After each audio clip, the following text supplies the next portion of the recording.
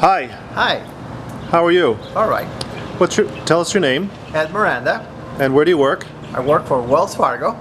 And what do you do at Wells Fargo? I work in the IT organization under the enterprise architecture team. What does the enterprise architecture team do? We basically organize the program for developing and generating the architecture for systems and processes for Wells Fargo. So are you a data architect? I'm really an enterprise architect with focus on data. Okay, and where are we today? We are in beautiful Asheville, North Carolina at the Billboard State. And what are we doing here? We are attending the Governance Council. Right. And what have you learned since you've been here? Well, one thing that I have learned is that I'm very much interested in the maturity model that has been developed by the council.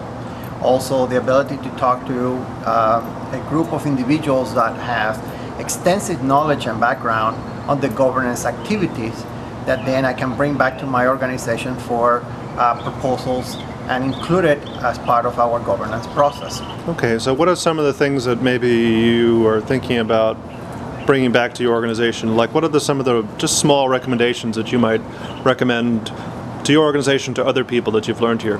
Well, immediately, obviously, the maturity model. We need to assess where we are before we can even attempt to understand or execute on the governance process at all.